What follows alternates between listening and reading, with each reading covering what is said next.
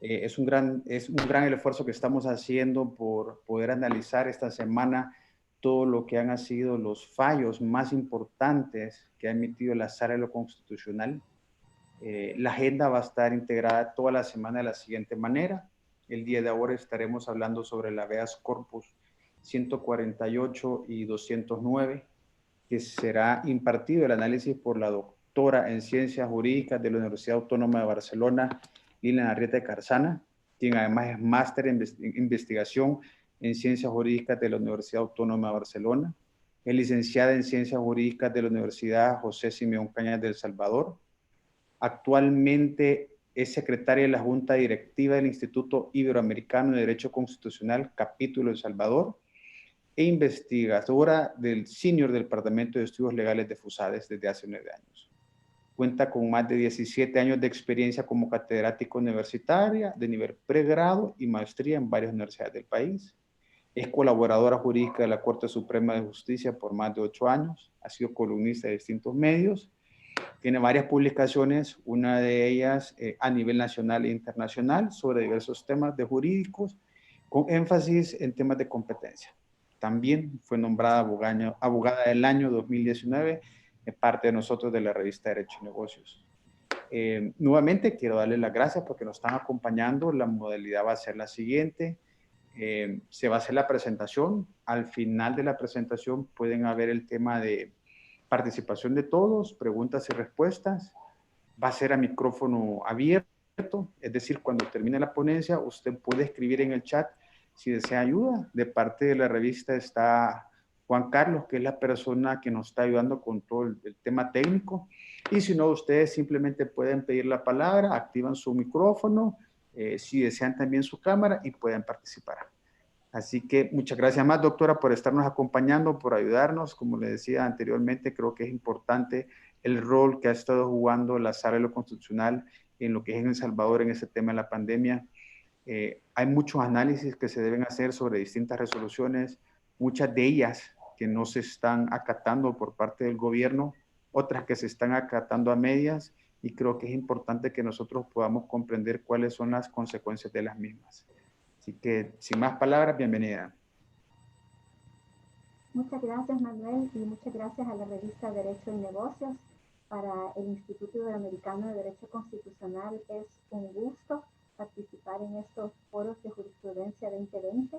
Estamos convencidos de que la divulgación, conocimiento y una discusión abierta y franca de la jurisprudencia contribuye a que los ciudadanos y las ciudadanas nos familiaricemos más con la Constitución, con los derechos que nos asisten, pero también con las obligaciones que significa, ¿verdad? Sobre todo para las autoridades y los funcionarios de este país, quienes específicamente en el habeas corpus que me corresponde desarrollar esta tarde, pues se ven señalados y no por las mejores causas. Mi ponencia se va a concentrar en el habeas corpus, el proceso de habeas corpus 148, ya vamos a ver de qué se trata. Hay 3 resoluciones que es necesario analizar, ¿verdad? La de admisión de la demanda, así como 2 resoluciones de seguimiento que pronunció la Sala de lo Constitucional entre el 26 de marzo y el 15 de abril del año en curso. Mi ponencia se va a ordenar en 5 partes diferentes. En la primera parte me gustaría hablar un poco sobre lo que es el habeas corpus a nivel de la Constitución, la configuración del habeas corpus en la Constitución y algunas consideraciones de tipo cuantitativo que se produjeron durante la pandemia. Vamos a hablar en segundo lugar un breve resumen del caso, ¿verdad?, que generó el habeas corpus 148. Luego vamos a hablar de los aspectos de fondo que el habeas corpus 148 desarrolla. También vamos a hablar de aspectos de forma relativos a los procesos constitucionales porque hubo varias, digamos, novedades propias del periodo tan particular que todos hemos vivido este año. Y luego en la última parte, la quinta parte, serán algunas conclusiones o consideraciones de mi parte antes de abrirles el micrófono para que podamos tener esta discusión. Entonces, en primer lugar, quisiera referirme al habeas corpus en la Constitución, ¿verdad? Es necesario recordar esta es una garantía constitucional, tanto el artículo 11 de la Constitución como el 247 se refieren al habeas corpus. El artículo 11 se refiere a los derechos que protege el habeas corpus y el 247 al órgano o a los órganos que deben y que pueden conocer de este proceso. Por otra parte, también hay que recordar que existe una ley de procedimientos constitucionales que desarrolla las fases procesales de esta garantía constitucional, pero también hay abundante jurisprudencia de la Sala de lo Constitucional que en un Estado democrático y constitucional de derecho han ido dando forma a esta garantía de tanta trascendencia para los salvadoreños, ya que a través del habeas corpus se garantiza la libertad ambulatoria y las condiciones de detención de las personas. Es más, como podemos ver justamente en este habeas corpus, la Sala hace referencia a jurisprudencia en la que ha establecido que a través del habeas corpus salvadoreño no solo se va a proteger la libertad ambulatoria de las personas, y no solo se van a proteger también las condiciones bajo las cuales las personas están guardando algún tipo de restricción, sino que también se va a proteger la autodeterminación de la conducta. Es decir, es una garantía que protege que protege espacios sumamente amplios, ¿verdad? De los habitantes de este país. Esta jurisprudencia a la que nos vamos a estar refiriendo esta tarde, de verdad que es una jurisprudencia que todos los salvadoreños deberíamos de conocer, porque se caracteriza el habeas corpus 148 por regular concretamente cuáles son las condiciones bajo las cuales las autoridades, los funcionarios, aún las fuerzas del orden que están, digamos, constitucionalmente autorizadas para privar de libertad a las personas en determinadas condiciones, bajo qué supuestos o bajo qué límites constitucionales deben y pueden darse estas restricciones. Sin embargo, antes de entrar en la materia, me gustaría compartirles algunas cifras sobre el habeas corpus durante la pandemia, porque me pareció bastante interesante mencionarlas en función de la alta cantidad de procesos de habeas corpus que caracterizaron el periodo de la pandemia, ¿verdad? Si nosotros examinamos la cantidad de ingresos que existieron en habeas corpus en el primer semestre, en el último semestre de 2019, vamos a ver que de conformidad con información que se obtuvo a través de solicitudes de acceso a la información realizadas a la Corte Suprema de Justicia, en el segundo semestre de 2019, los ingresos, es decir, las demandas de habeas corpus fueron 265. Sin embargo, en el periodo de la pandemia, las demandas de habeas corpus entre enero y junio de este año fueron 553.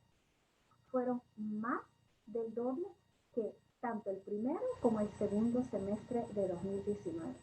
Y específicamente en el mes de abril, más de un tercio de las demandas de habeas corpus se presentaron ante la Sala de lo Constitucional en el mes de abril de este año. Solo en ese mes hubo 209 ingresos, 209 procesos, demandas de habeas corpus que fueron presentadas ante la Sala de lo Constitucional. Y en total, durante el año, les decía que fueron 553 ingresos, más del doble de cualquier semestre del año anterior y aún de 2018. Entonces esto obviamente dio lugar a una nutrida jurisprudencia en materia de habeas corpus. Pero lo interesante del habeas corpus que nos toca discutir esta tarde es que es un habeas corpus que no solamente tiene efectos para los favorecidos, en este caso las favorecidas, porque se trató el caso concreto que habilitó la presentación de esta demanda de habeas corpus, y ya vamos a describir un poco el caso, fue la detención arbitraria de 3 mujeres. Entonces podemos hablar de desfavorecidas. Sin embargo, dada la gravedad de la situación que se estaba viviendo y dada la cantidad de detenciones arbitrarias que se dieron en el país durante la cuarentena, la Sala de lo Constitucional emite este habeas corpus, el 148, que cada uno de nosotros lo debería de leer, con efectos generales.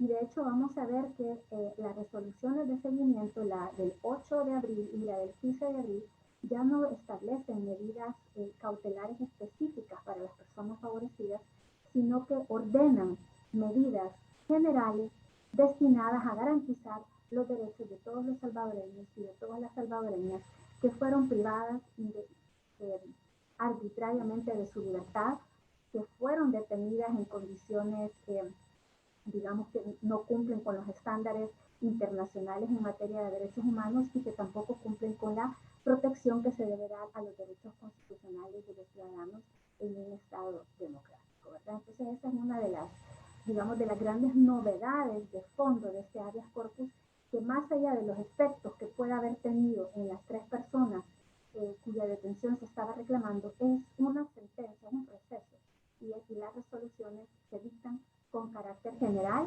para favorecer a cualquier persona que pueda haber sido detenida de forma arbitraria durante la cuarentena o cuyas condiciones de detención puedan haber sido contrarias a los estándares en materia de derechos humanos. Doctora, perdone, le interrumpo un segundito, que veo que aquí en el chat el licenciado Guzmán me ha puesto que se le escucha un poquito suave. Voy a subir el volumen del micrófono. Por favor, se lo agradecemos mucho. Y las disculpas por la interrupción. No se preocupe. Gracias. Estoy con el nivel máximo del micrófono, pero no sé si ahorita ya se me escucha mejor. Al reorientar el micrófono, ¿me pueden confirmar si se escucha mejor? Lee Guzmán, si nos puede escribir si escucha un poquito mejor. De mi parte, le escucho mejor.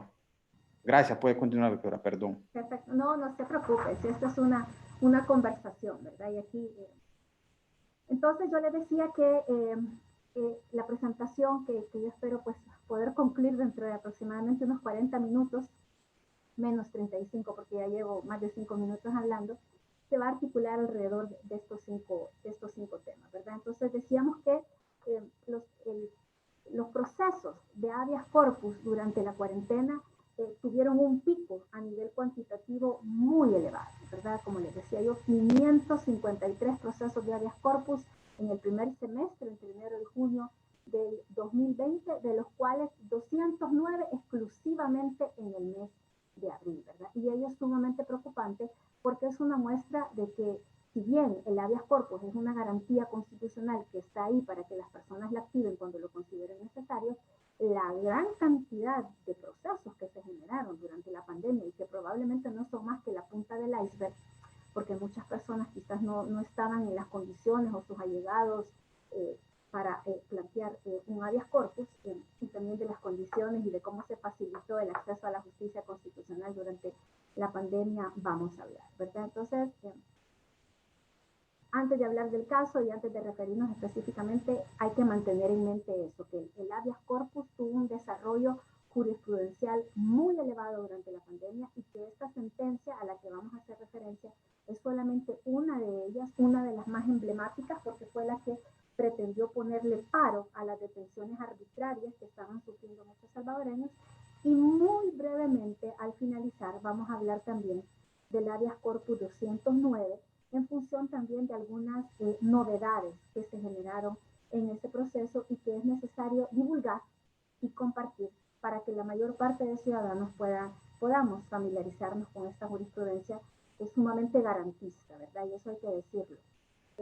Si bien a esta sala a veces se le ha reprochado de que quizás no es tan proactiva como pudo haber sido la sala 2009-2018, hay que decir que en materia de habeas corpus durante la pandemia, la sala fue sumamente proactiva al momento de proteger los derechos de los ciudadanos y de hecho estuvo trabajando 24/7. Podemos ver que hasta en fechas no hábiles hubo resoluciones de habeas corpus, ¿verdad? Entonces podremos no compartir todos los fallos, podremos estar esperando que se resuelvan algunos procesos o que se admitan otros, pero en materia de habeas corpus sí hay que señalar que la sala estuvo a la altura de los momentos difíciles que los ciudadanos salvadoreños estábamos viviendo, ¿verdad? Frente a detenciones arbitrarias, y a abusos de poder que requerían que justamente una autoridad judicial como la Sala de lo Constitucional le pusiera paz. Entonces, eso con relación a las estadísticas y a elementos que caracterizaron a los procesos de habeas corpus de forma general durante la pandemia. Ahora bien, hablemos del habeas corpus 148-2020, ¿verdad? 2020. Este proceso se inició en favor de 3 señoras detenidas mientras realizaban sus compras en el mercado municipal de Jiquilisco, ¿verdad? Recordemos que había ciertas excepciones a las restricciones de movilidad y que una de ellas era justamente personas que vivían solas o personas que eran las únicas que podían, digamos, salir a adquirir los alimentos necesarios para el grupo familiar, ¿verdad? Entonces, hay 2 personas, hay 2 señoras que son identificadas al momento de ser detenidas, pero hay una tercera persona cuyo nombre se desconoce y esta es una también de las novedades y digamos de las flexibilizaciones que la Sala de lo Constitucional tuvo respecto de la admisión de este habeas corpus, y es que se admite respecto de estas 3 personas, 2 identificadas con nombre y apellido y otra no identificada con nombre y apellido, pero identificable en la medida en que las condiciones de su detención se dan al mismo momento que estas 2 señoras, ¿verdad? Entonces, los nombres han sido conservados de forma confidencial, por lo que, bueno, además que es irrelevante mencionar el nombre específico, aquí de lo que se trata es de cómo la sala va a garantizar los derechos de los ciudadanos y de cómo va a intentar ponerle frenos a los abusos de poder, ¿verdad? Entonces, tenemos estas 3 señoras que andaban de compras en el mercado municipal de Jiquilisco, amparadas por un andamiaje, porque hubo tanta producción normativa de parte del Ejecutivo en esos días que hay que hablar de andamiaje, ¿verdad? Había que era difícil seguir en la pista cuál era el decreto ejecutivo que estaba vigente respecto de qué temas, cuáles eran las excepciones que regulaba, cómo se entendían que se regulaban, luego los decretos legislativos que venían a complementar o a regular algunos aspectos que los decretos ejecutivos no habían regulado y así, ¿verdad? Entonces, salen estas 3 señoras a hacer sus compras, que reiteramos, era un supuesto que estaba exento, digamos, o sea, que estaba permitido durante la pandemia, y no obstante ellas son detenidas y son llevadas a las Bartolinas de la Delegación de la Policía Nacional Civil en Jiquilisco. En este centro de detención, en unas Bartolinas, son retenidas por varios días y cuando los familiares piden información, no se les da ningún tipo de información. Entonces, se presenta el habeas corpus, ¿verdad?, en favor de estas 3 señoras.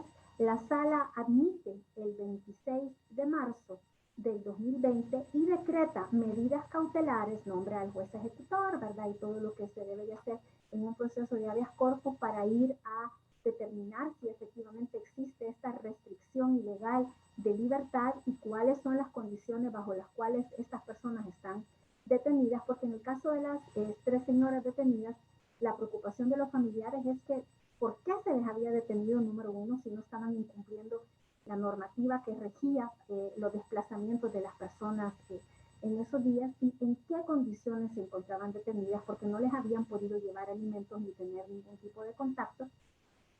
Y pues es sabido que las Bartolinas policiales no están adecuadas para detenciones prolongadas, ¿verdad? Las Bartolinas policiales carecen del mínimo de condiciones para, digamos, una detención que cumpla con los estándares americanos, con los estándares internacionales en materia de derechos humanos, y además, o sea, no están hechas para una detención prolongada, pero además de ello, no se le daba información a los familiares, ¿verdad? Entonces, la sala admite la demanda de habeas corpus, pero también en esta sentencia, en esta resolución, mejor dicho, de admisión, la sala se da cuenta de que este supuesto no es único, no es un supuesto exclusivo, y que durante la pandemia han existido una serie de detenciones que no se han dado al amparo de la Constitución, y una de ellas tiene que ver con el hecho de que las detenciones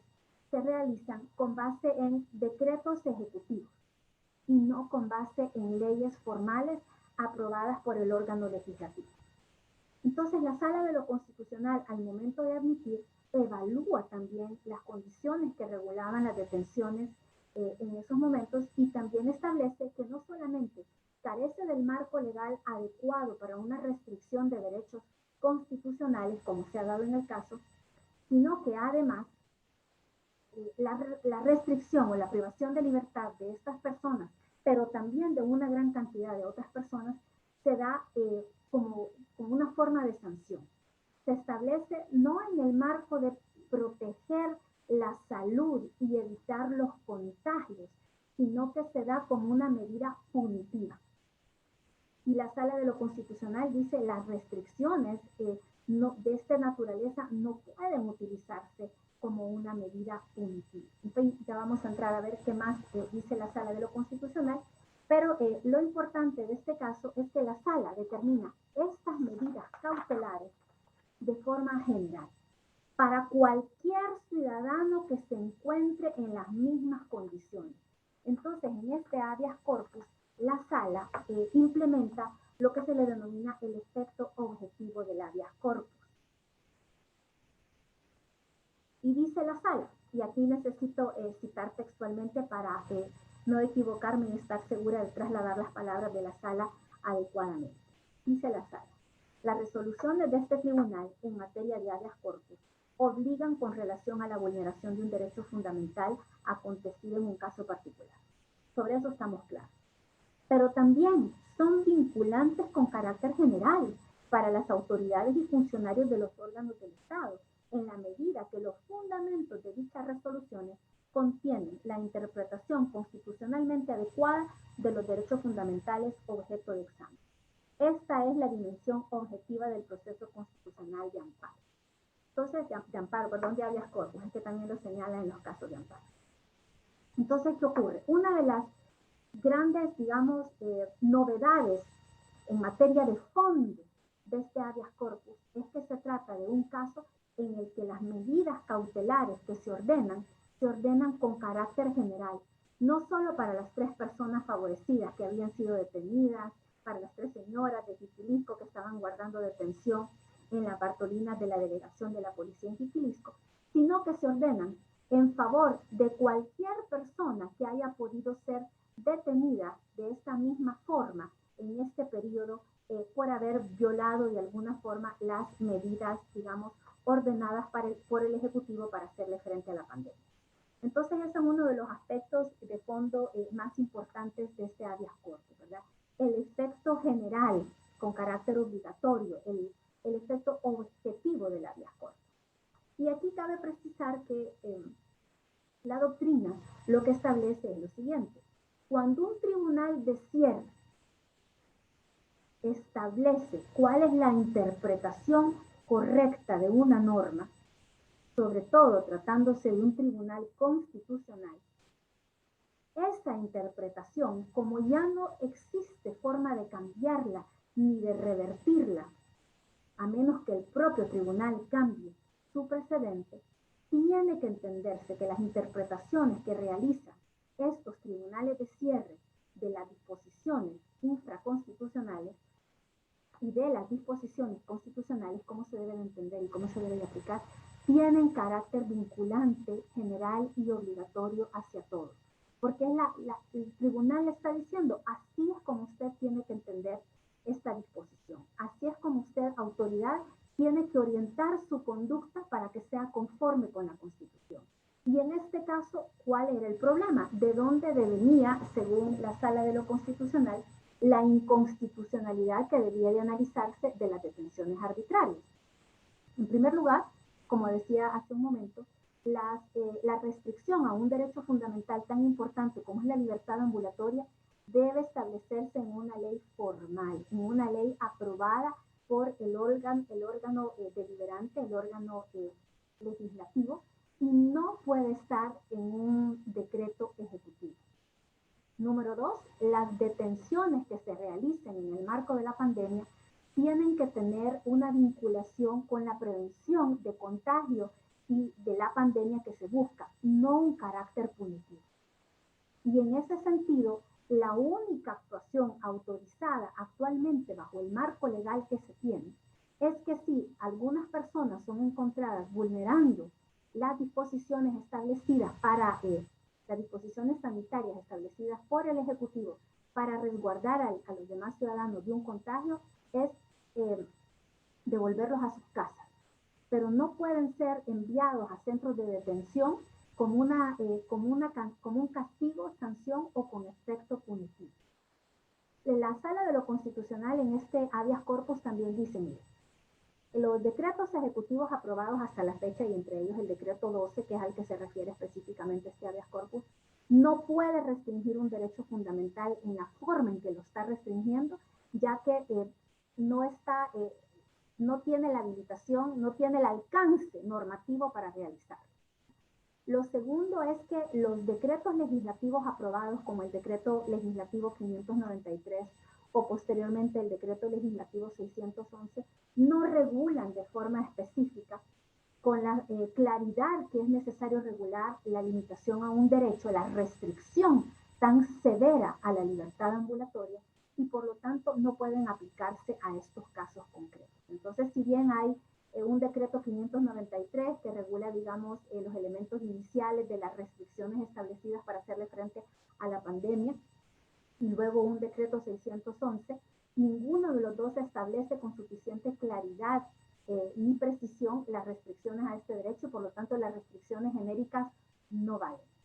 Tampoco valen restricciones genéricas derivadas del régimen de cuarentena establecido en el Código de Salud, y mucho menos pueden considerarse aplicable una aplicación genérica del 246 de la Constitución, en el que, bajo el supuesto de que el interés público prevalece sobre el interés privado, están habilitadas restricciones a la libertad ambulatoria.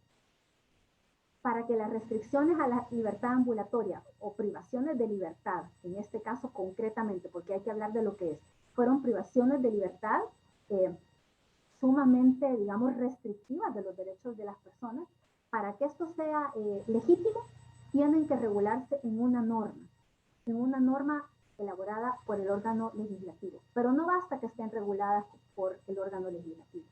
Tienen que regularse con suficiente antelación, tienen que publicarse en el diario oficial para que los ciudadanos puedan familiarizarse con estos supuestos, y tienen que ser muy específicas respecto de los supuestos en los cuales van a aplicar y cuáles son los alcances de las restricciones que se van a habilitar, ¿verdad? Entonces, eso es, digamos, son los elementos de fondo más importantes de este habeas corpus. En la Sala de lo Constitucional admite este proceso el 26 de marzo de 2020, decreta estas medidas cautelares con carácter general y obligatorio, establece cuáles son las condiciones bajo las cuales se tienen que regular, ¿verdad?, en una ley formal estos supuestos de privación de libertad, para que no contradigan los derechos fundamentales de los ciudadanos que la Constitución garantiza, y además establece cuáles son los requisitos que deben de reunir, ¿verdad?, esta regulación para que sean conformes con la Constitución, ¿verdad? Y entonces, eso es uno de los elementos, digamos, novedosos en materia del fondo, ¿verdad? Luego, el 8 de abril y el 15 de abril, la Sala de lo Constitucional comprueba de que el Ejecutivo ha incumplido esta resolución, no solo en el caso concreto, sino que de forma general continúa deteniendo a ciudadanos que incumplen las medidas establecidas para la cuarentena sin contar con un marco legal adecuado. Siguen deteniendo a personas no solo de forma arbitraria, sino que con abuso de poder. Y entonces la Sala de lo Constitucional, el 8 de abril y luego el 15 de abril, emite de oficio 2 resoluciones de seguimiento. Y en estas resoluciones de seguimiento, hay que decir las cosas como son, le pega un buen jalón de orejas al Ejecutivo, a las fuerzas del orden, a la policía y al ejército, porque además en este periodo se pudo constatar abusos de poder, ¿verdad? Hubo casos en los que, recordemos un joven que fue baleado por un policía, también casos en los que a las personas que se detenían se les decomisaban los vehículos u otras pertenencias, y la Sala de lo Constitucional reitera que no es posible aplicar estas medidas sanitarias que lo que buscan es evitar la propagación del virus como una suerte de castigo a las personas que por X, Y o Z motivo han incumplido con las medidas restrictivas. La sala le dice a los ciudadanos, mire, no es que usted no deba de cumplir, usted tiene que cumplir. Usted también, ciudadano, tiene una obligación, y es la de tomar todas las medidas necesarias para evitar la propagación de este virus. ¿Verdad? No se trata de que usted, ciudadano, tiene un cheque en blanco. De lo que se trata es de que si usted va a ser legítimamente privado de su libertad ambulatoria para salvaguardar, ¿verdad?, la salud de la colectividad, esa privación de libertad tiene que darse en un marco de respeto a la Constitución. Y eso es lo que no se ha advertido en el caso concreto, al ver que de parte del Ejecutivo, del mismo presidente de la República, de la Policía Nacional Civil y de parte de las Fuerzas Armadas, sigue existiendo un incumplimiento de las resoluciones de la Sala de lo Constitucional. Entonces, en la sentencia del 8 de abril, la Sala le recuerda, y que las, ¿verdad? O sea, qué vergüenza que un tribunal le tenga que estar recordando al presidente de la República y al director de la policía y al ministro de la Defensa que las resoluciones judiciales en un Estado de Derecho se cumplen. Simple y sencillamente se cumplen, porque eso es uno de los pilares de nuestra democracia, la certeza de que las decisiones de los tribunales en este país se van a cumplir. Y sobre todo cuando se trata del Tribunal Constitucional, ¿verdad?, máximo intérprete de la Constitución, y quien en este caso está tramitando una de las garantías constitucionales más importantes que tenemos los ciudadanos para evitar los abusos de poder. Sin embargo, dado que durante la pandemia se dan estas situaciones de abuso de poder, porque se priva ilegítimamente y sin un marco legal adecuado a personas de libertad, o porque se les conduce a restricciones de su libertad ambulatoria en situaciones que no corresponden a la dignidad humana. Y la sala le recuerda en la resolución de seguimiento del 8 de abril que las resoluciones del Tribunal Constitucional y de cualquier juez de la República son de obligatorio cumplimiento, y que no deben de estar, que no le corresponde al Ejecutivo determinar si las va a interpretar, cómo las va a interpretar, cuál es el alcance, sino que simple y sencillamente tiene que cumplirlas y tiene que respetarlas. En la resolución del 8 de abril, también la Sala de lo Constitucional recuerda, ¿no?, que en todas las actuaciones que el órgano ejecutivo o los diferentes funcionarios públicos que generen vulneraciones a derechos constitucionales de los ciudadanos, también habrá que deducir las responsabilidades correspondientes. Y esto es sumamente importante porque ante los incumplimientos reiterados por parte del propio presidente de la República, quien sigue hasta por vía de Twitter ordenando a las fuerzas del orden que continúen, aunque tengan que doblarles la muñeca o la mano, no recuerdo cuál fue la expresión concreta, a los ciudadanos que incumplan las medidas establecidas en decretos ejecutivos, entonces la sala le dice, no, si usted incumple con derechos o vulnera derechos constitucionales de los ciudadanos en un régimen democrático, usted tiene que responder. Hay la misma Constitución en el artículo 244 y 245 establece diferentes formas de responsabilidad para los funcionarios y las autoridades que vulneran derechos de los ciudadanos. Entonces también esto es sumamente importante porque vemos que se da una suerte de forcejeo, ¿no?, entre el Ejecutivo y la Sala de lo Constitucional, ¿verdad? La Sala ubicándose literalmente como una suerte de escudo protector, o por lo menos intentándolo, de todos los ciudadanos que habían sido privados de su libertad de forma injusta, y el Ejecutivo saltándose estas bardas, las disposiciones constitucionales y la jurisprudencia reiteradamente, ¿verdad? Entonces, la sala empieza el tono de las resoluciones en este habeas corpus con un tono técnico, moderado, pero luego vamos a ir viendo cómo va aumentando el tono y las exigencias que tiene ante el Ejecutivo al ver los reiterados incumplimientos de la jurisprudencia, ¿verdad? Entonces, en la primera resolución de cumplimiento, en la del 8 de abril, la Sala le recuerda al Ejecutivo que es de obligatorio cumplimiento acatar las resoluciones, que tiene que evitar restringir injustificadamente el derecho de libertad ambulatoria de los ciudadanos, que no puede privar arbitrariamente de libertad a los ciudadanos y que respecto de aquellos que están privados de libertad tiene la obligación de abstenerse de tratos inhumanos, crueles, degradantes o que atenten en contra de la dignidad humana, porque las personas detenidas también tienen derechos y dentro de ellos está el de ser tratados, ¿verdad?, con base en los estándares internacionales de derechos humanos y sobre todo estos estándares internacionales de las personas detenidas, ya que estas personas se encuentran en una situación de especial vulnerabilidad, ¿verdad?, respecto de su captor, al estar completamente, pues, a la merced de lo que estas personas deciden, ¿verdad? Entonces, la Sala, en esta primera resolución de seguimiento, comienza a recordarle al Ejecutivo que no solo está incumpliendo la Constitución, que no solo está incumpliendo la resolución del 26 de marzo en la que se ordenaba de forma general hacia todas las personas en medidas de protección, sino que además le dice, ojo, lo que usted está haciendo le puede generar responsabilidad patrimonial y responsabilidad penal, ¿verdad? Entonces, cúmplase con lo ordenado por la Sala de lo Constitucional.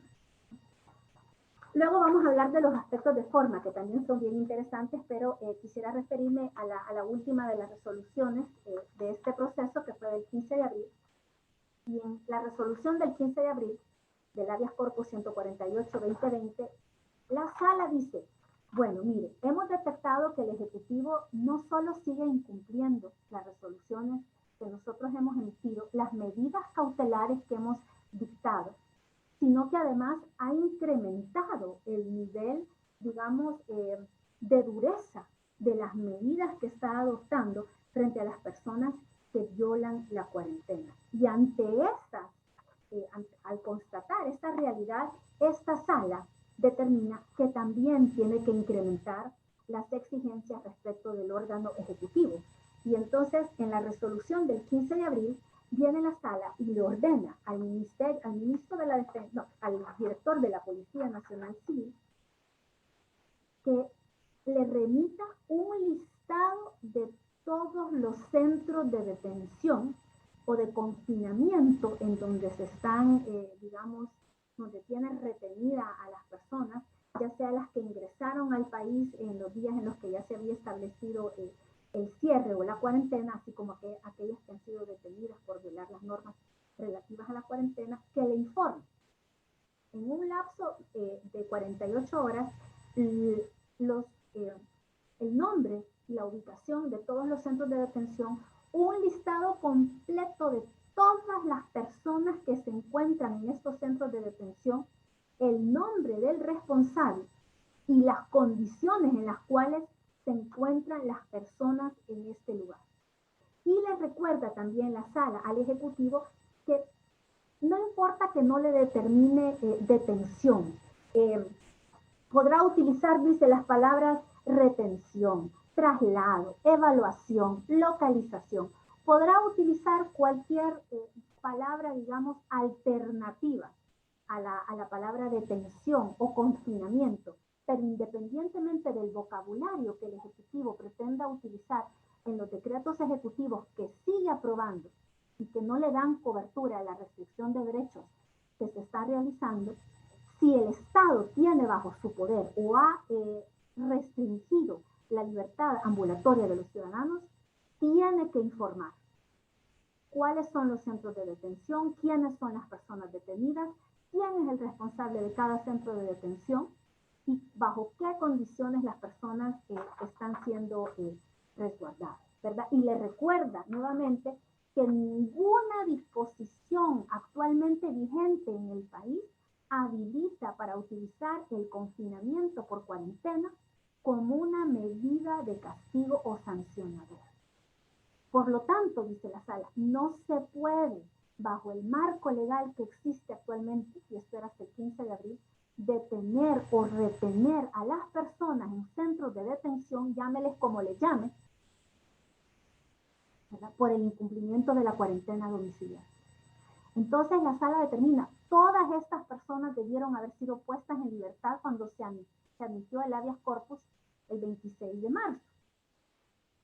Si usted no las ha puesto en libertad y estas personas ya se encuentran ubicadas en centros de detención donde se han contagiado posiblemente y no las puede poner en libertad, tiene que garantizarles un trato humano, y dentro de ellos está el derecho a contar con, bueno, a saber de las razones por las cuales ha sido detenido, a contar con los cuidados médicos necesarios, a contar con el mínimo de condiciones para su detención, así como alimentación, ¿verdad?, y a ser informada de la evolución de su condición, porque ustedes recordarán que muchas personas se quejaban en redes sociales o a través de diferentes mecanismos en esos días que algunas personas que habían sido llevadas a los centros de cuarentena, se les había practicado la prueba de COVID varias veces y muchas veces no conocían cuál había sido el resultado de su prueba.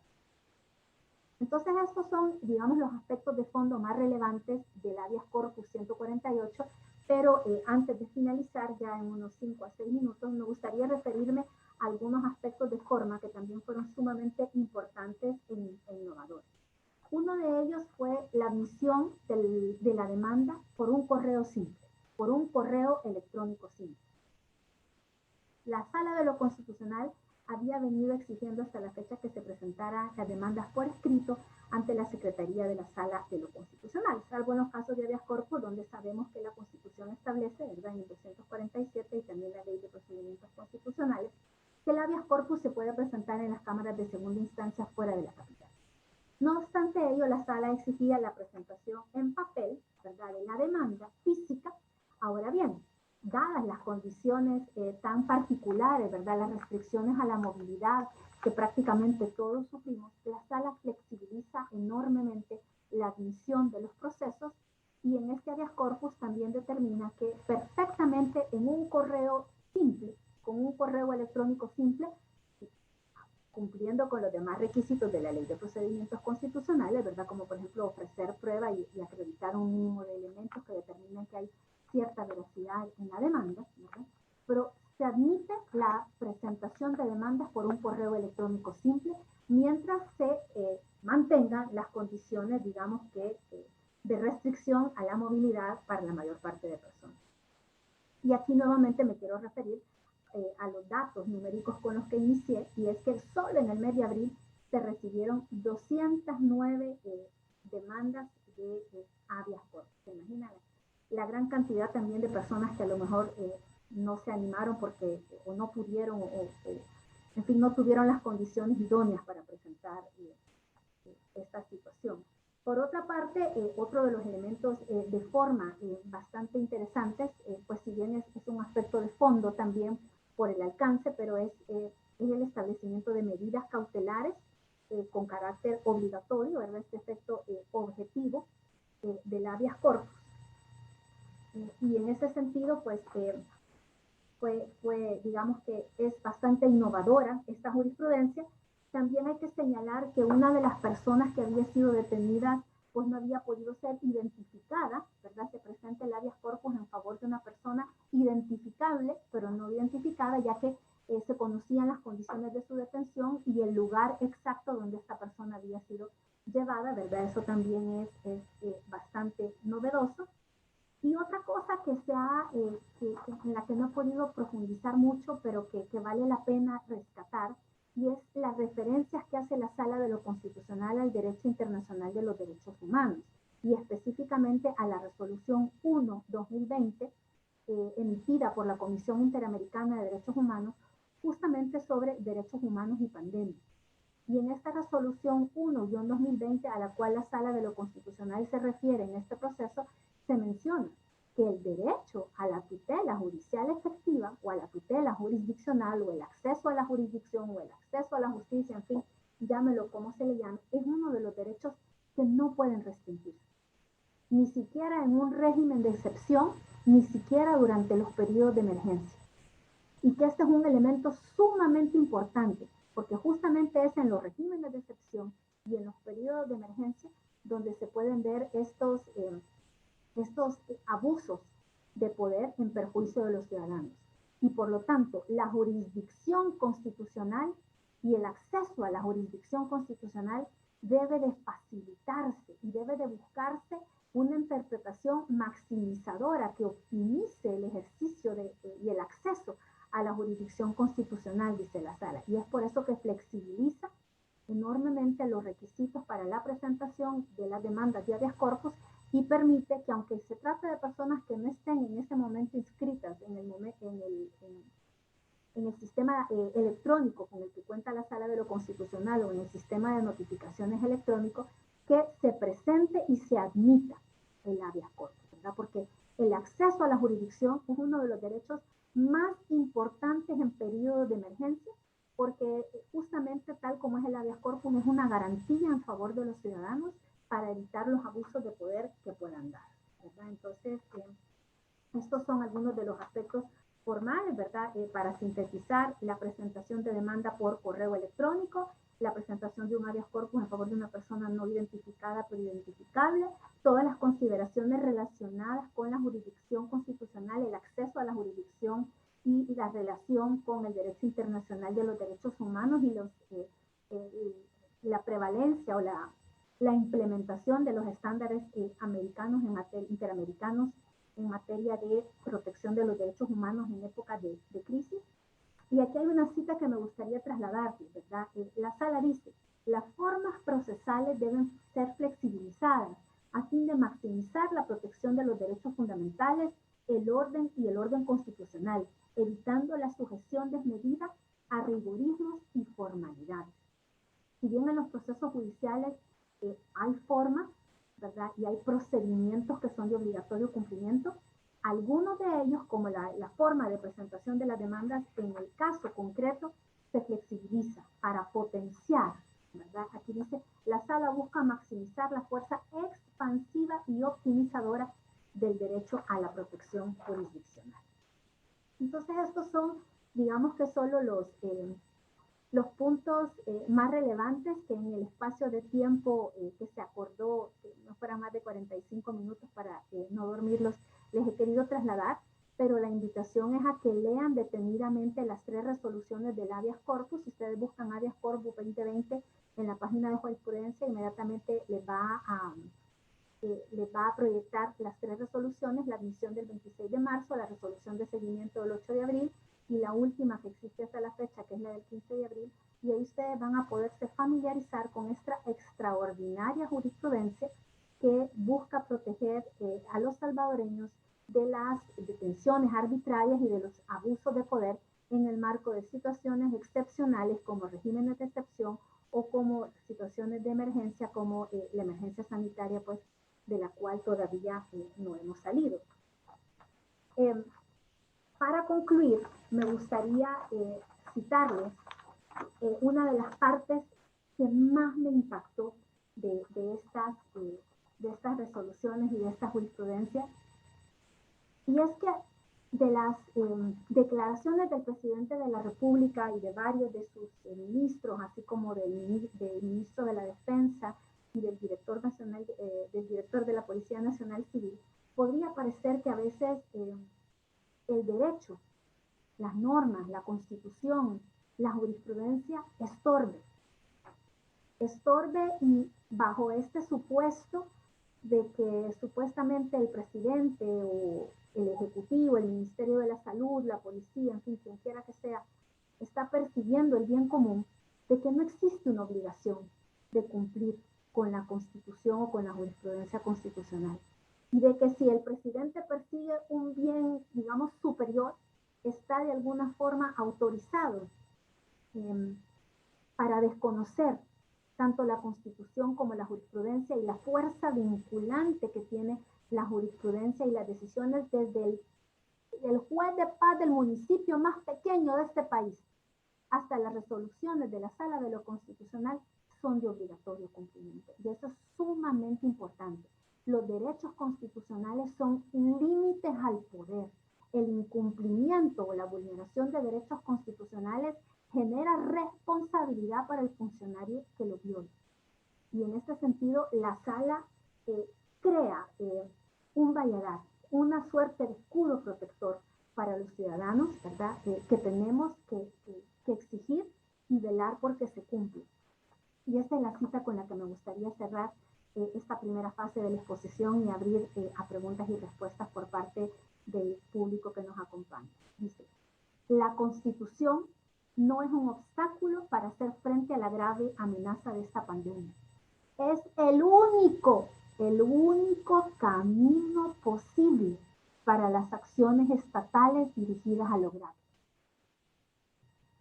Así que funcionarios del Ejecutivo, autoridades de la fuerza del orden, funcionarios en general, cualquier medida que usted adopte para hacerle frente a una epidemia que nadie niega que es necesario controlar, pero cualquier medida que usted implemente, sobre todo las que tengan por finalidad restringir derechos de los ciudadanos de este país, de los habitantes de este país, porque no solo los ciudadanos gozan de derechos en este país, tiene que hacerse en el marco de la Constitución. Ese es el único camino posible para hacerle frente a esta pandemia, ¿verdad? Entonces, con estas palabras que a mí en lo personal me emocionaron mucho, ¿verdad? Porque no deja lugar a interpretación, no deja margen para que estemos viendo, bueno, entonces, ¿qué hacemos? ¿Cumplimos o no cumplimos con la Constitución? Pues se cumple. En igual forma se cumplen las decisiones de todos los tribunales del país, incluyendo las de la Sala de lo Constitucional, que han sido emitidas en el habeas corpus 148, con el objeto de evitar los abusos de poder y las privaciones ilegales de libertad durante la pandemia. Gracias por haberme escuchado y a continuación pues quedo pendiente de las preguntas, comentarios, observaciones o críticas que ustedes quieran formular. Muchas gracias.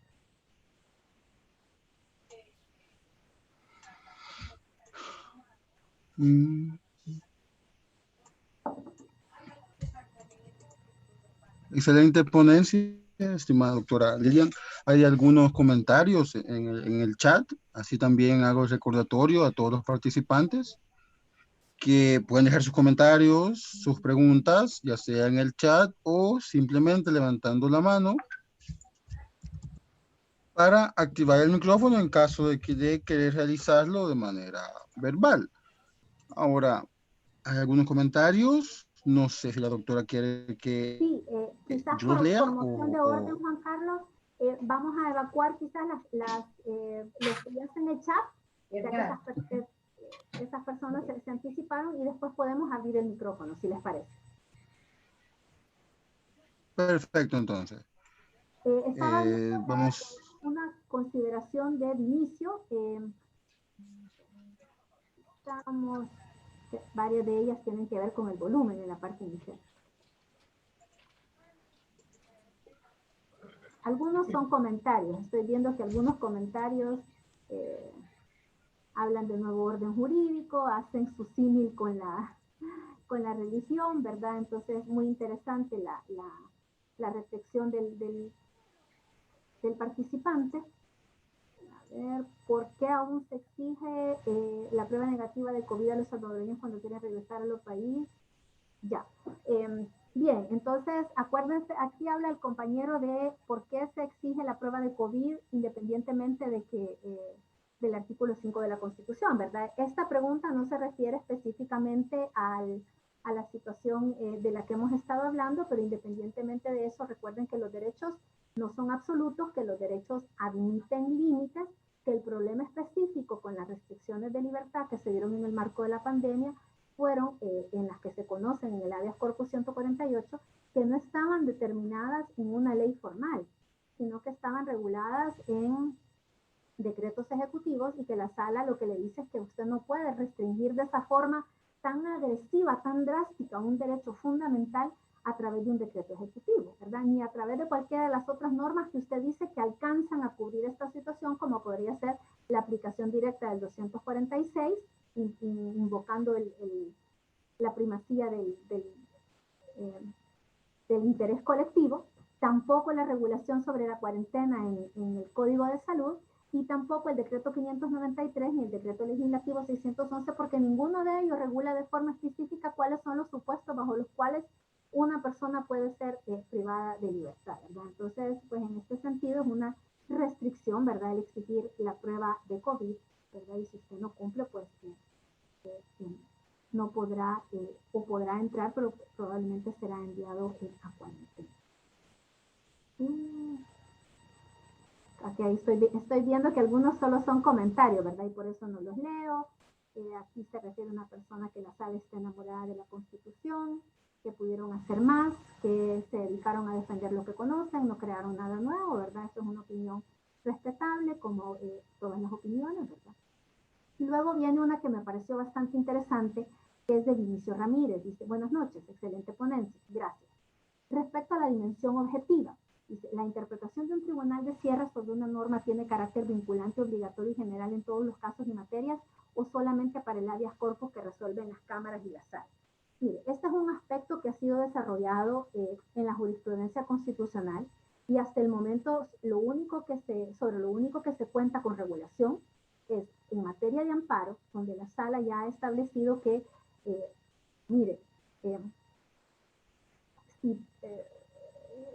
fue en el caso de Odir Miranda, que fue este paciente de VIH a quien el Seguro Social le denegó el acceso a retrovirales.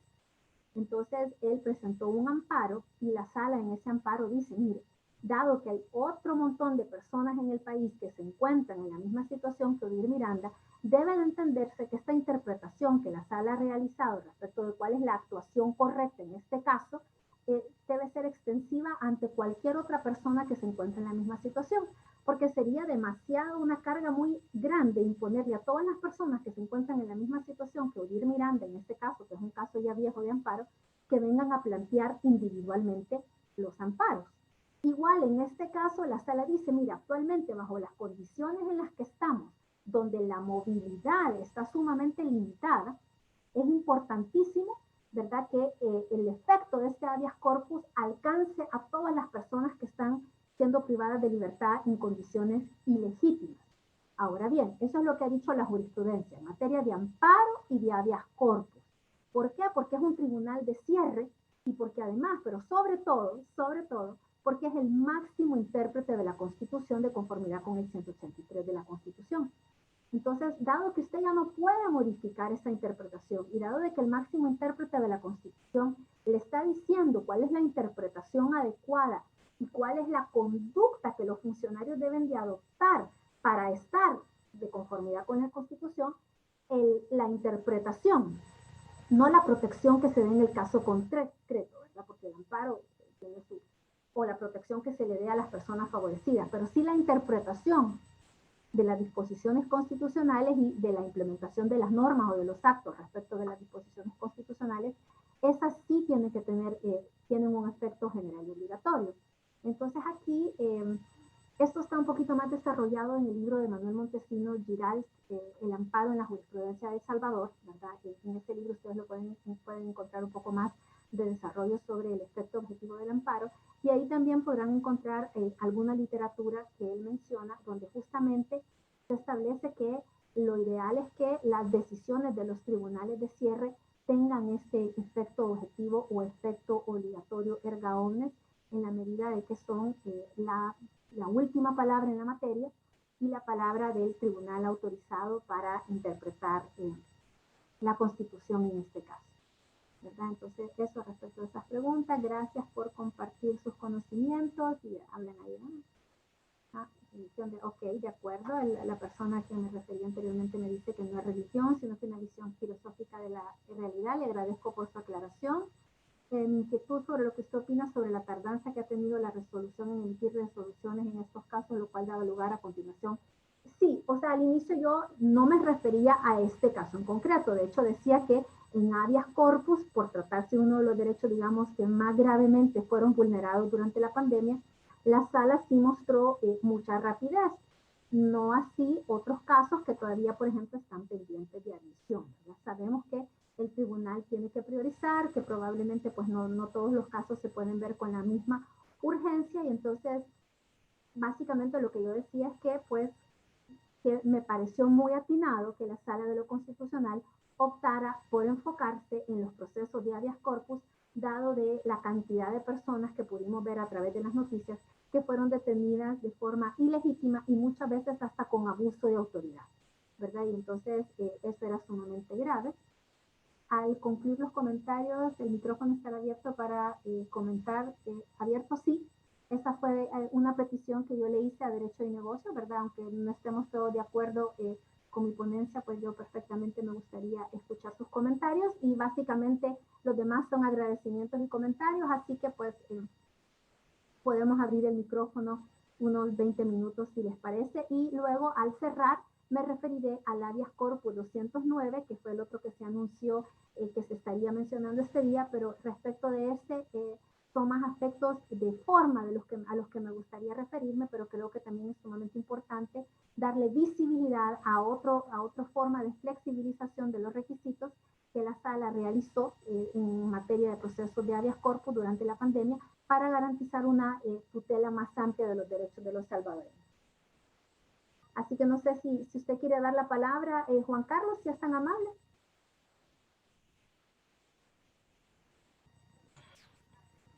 Listo, aquí quien desee ocupar el micrófono ya está activado, únicamente debe activarlo En la desde... mano o algún mecanismo de orden para que no vayan a hablar varios al mismo tiempo. Ok.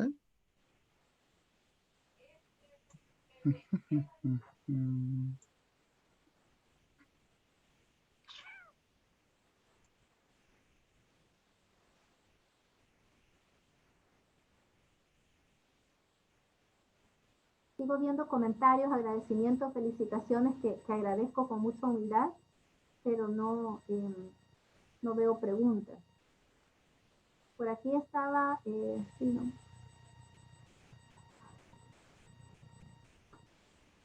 Bueno, mientras se animan, si quieren, les voy a comentar un poquito del habeas corpus 209. ¿Le parece, Juan Carlos, que continuemos entonces? Sí, claro, creo que preguntas así por micrófono no hay, ya podemos conseguir. Continuar. Excelente. Excelente. Yo les comentaba que realmente la jurisprudencia de habeas corpus ha sido muy nutrida. Obviamente, dado el efecto objetivo de este habeas corpus 148, perdón, ese, digamos, contribuyó a reducir la carga también del tribunal. Porque si los supuestos son absolutamente idénticos y ya tengo una resolución que le dice al Estado cuál es la conducta conforme con la Constitución y la conducta que deben adoptar, pues no es necesario que las personas estén llegando a plantear individualmente los habeas corpus. Entonces, independientemente del número tan elevado de demandas de habeas corpus que se observaron en este semestre, probablemente la emisión de una resolución con carácter general y obligatorio también redujo la cantidad de habeas, en la medida que algunas personas pudieron haberse visto favorecidas por esta jurisprudencia, digamos, que fue con carácter general y obligatorio.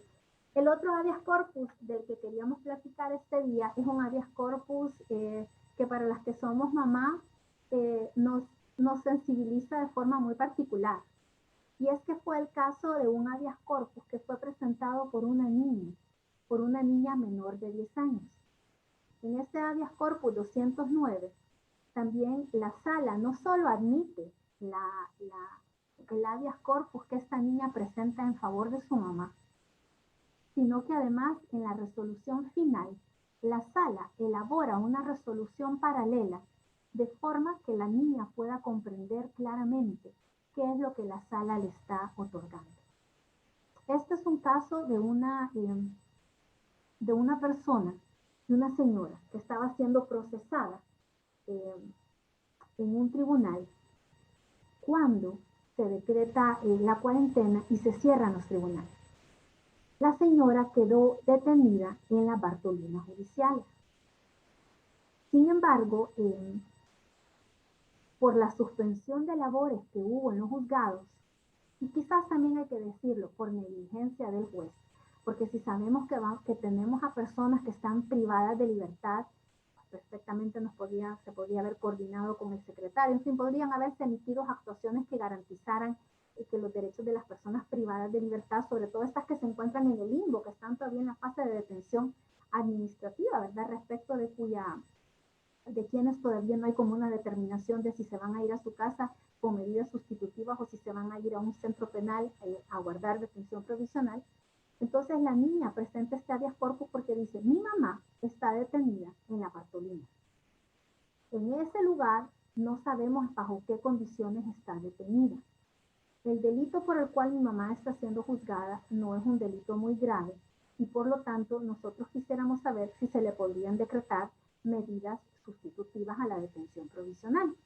Pero además, en virtud del cierre de los tribunales y debido a la pandemia, no hemos tenido noticias de mi mamá y la situación jurídica de mi mamá, aquí estoy hablando por la niña, ha quedado en el limbo. Entonces, la Sala de lo Constitucional admite este habeas corpus presentado por correo electrónico también, en este caso también, en favor de la mamá de esta niña de 10 años, quien junto con sus dos hermanitos estaba viviendo con la abuela, nombra un juez ejecutor para que vaya a revisar efectivamente cuáles son las condiciones de detención de la mamá y le ordena al juez que estaba conociendo del caso que resuelva, ¿verdad? De tal forma de que la situación jurídica de la persona en cuestión se resuelva y que no quede en el limbo.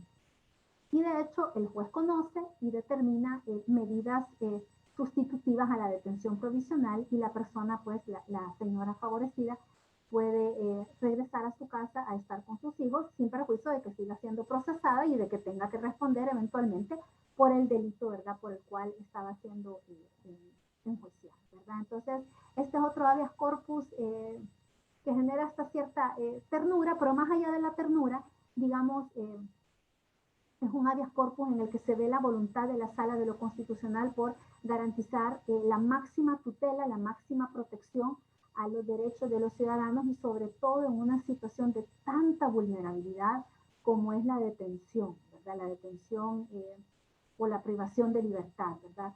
En estos casos las personas detenidas se encuentran básicamente al arbitrio de su captor y independientemente de que sean personas que estén siendo procesadas por un delito, como en el caso de esta persona, hay un mínimo de garantías y de condiciones que deben de respetarse.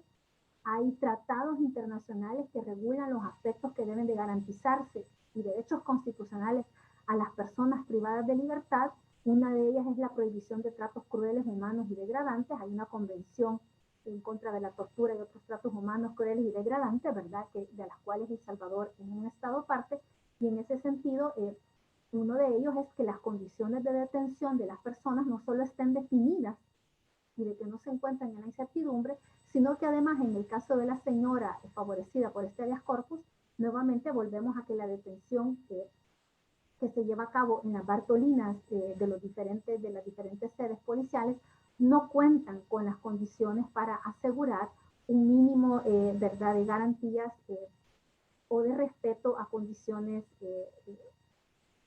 a respeto a los derechos humanos en estos casos, ¿verdad? Entonces, ese es otro habeas corpus con el que yo recomendaría que todos nos familiaricemos, ¿verdad? Porque también es un habeas corpus de mucha relevancia, ¿verdad? Como yo les decía, podríamos hablar muchísimo tiempo sobre los distintos procesos de habeas corpus que se generaron en esta pandemia, pero estos fueron dos de los que les quisimos traer de parte del Instituto Iberoamericano de Derecho Constitucional, ¿verdad?, en esta apertura de la Semana de la Jurisprudencia 2020 organizada por Derecho y Negocios. Estoy viendo que las personas quizás no se animan mucho a abrir el micrófono, pero aquí hay alguien que ha escrito bastante en el chat.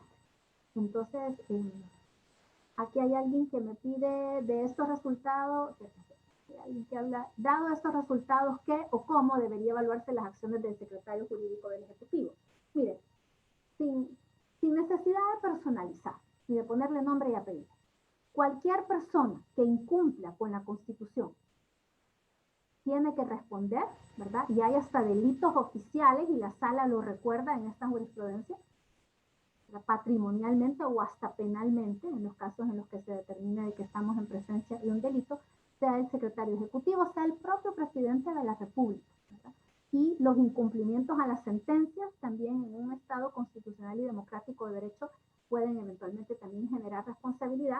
Recordemos que en 2012 tuvimos la visita de la relatora especial de las Naciones Unidas para la independencia de magistrados y abogados al país, y en ese entonces, en el marco de un conflicto diferente y con actores diferentes, también había toda una discusión por parte del expresidente de la Asamblea Legislativa de cómo debían de entenderse las sentencias de la Sala de lo Constitucional, y la relatora para la libertad, la relatora especial para la independencia de magistrados y abogados de la ONU fue muy clara y contundente en su informe final, donde dijo: los funcionarios públicos no están para andar interpretando las sentencias de la sala.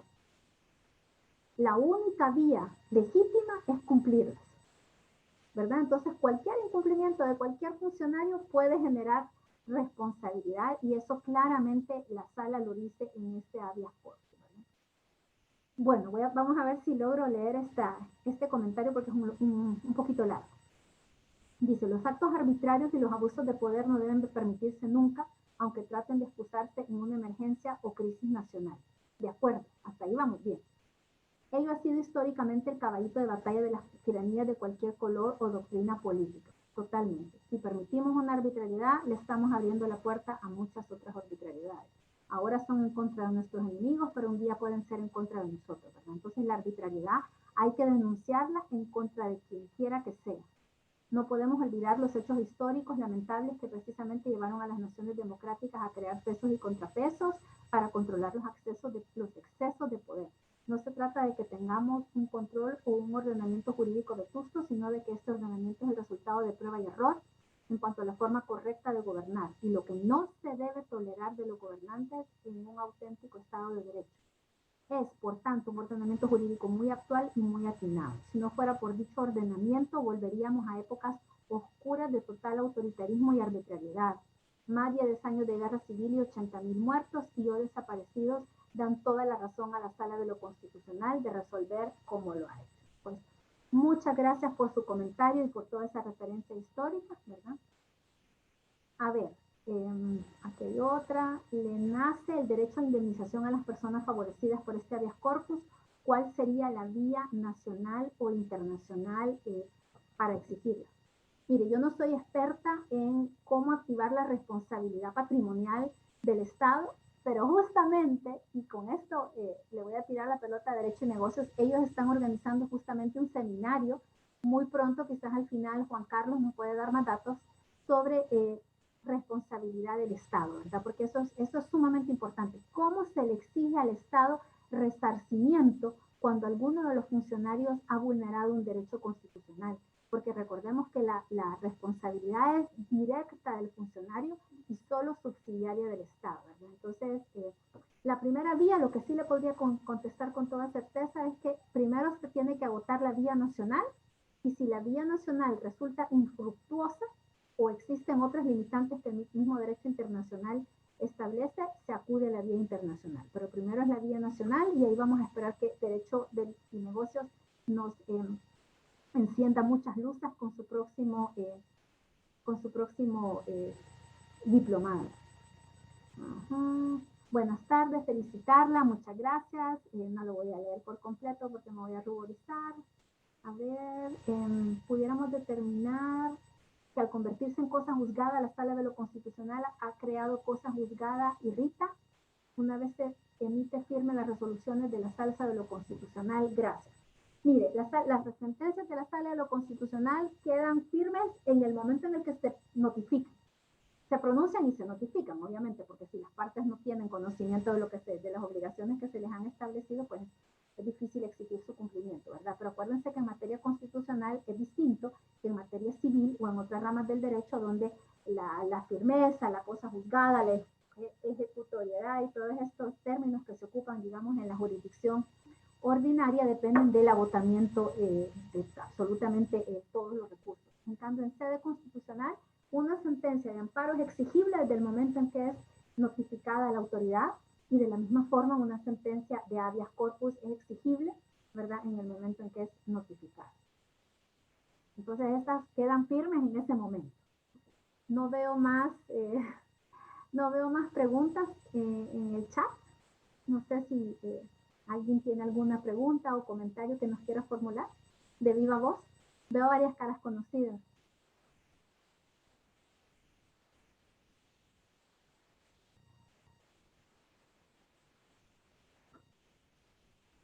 Bueno, por mi parte, Juan Carlos, eso sería todo, ¿verdad? Hasta aquí llegaría mi participación.